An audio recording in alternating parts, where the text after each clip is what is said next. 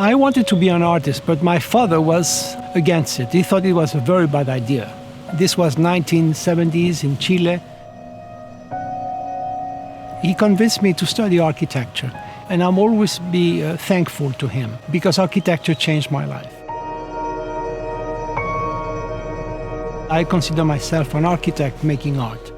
The modus operandi I've used also comes from architecture. And I've converted that into a kind of manifesto, which is, I will not act in the world before understanding the world. I will not say anything. I do not have the right to comment on an image or on a reality if I have not understood fully the context.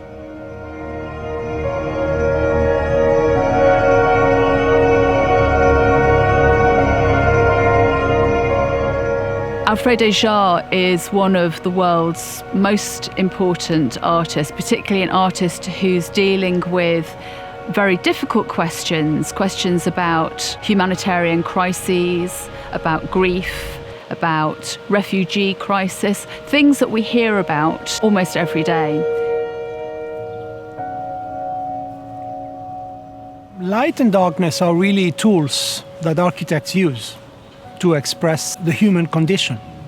So as an architect, it was very natural for me to start using those elements.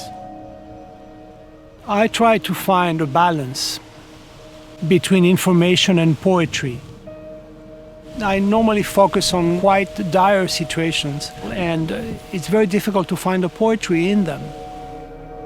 That blank of lights is in a way talking about the absence of images and preparing the audience to clean up their brain in order to enter that space where they will listen to a story about a single image. And it's also a way to suggest you might be blinded by nothingness, but perhaps I'll try to blind you even more inside when I'll tell you a story. We were very interested to see what Alfredo did with our underground gallery because he's an architect by training, and the way he cuts and divides and lights space is extremely interesting. The nature of the park and the trees and the planters and all that offers the poetic aspect. At that time, we didn't know that he was also going to propose a most amazing project called the Garden of Good and Evil.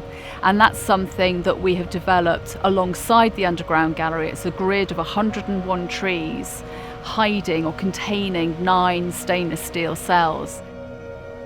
In the case of these cells that are metaphors for these black sites around the world where human beings are being tortured and killed, it was very difficult to find the poetic aspect of this. And I didn't want to show these cells just as that, as cells, as sculptures.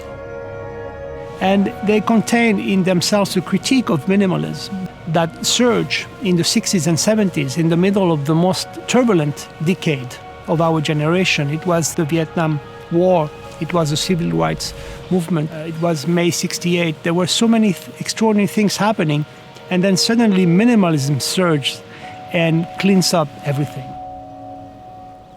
I wanted to bring the content back into these minimalist forms, and that's what these cells do. They look like minimalist cubes, but basically they are filled with content, and this content is horrific, and I didn't want to just throw that to my audience on their own. So that's when I came up with the idea of putting them in a landscape that hides them, because they are hidden in their real life. It's almost a magical woodland. It's a place that people might find quite playful, might find quite meditative, but then there's this dark undertone. And so together I think that Alfredo has given us an exhibition that really couldn't be more extraordinary for our 40th year.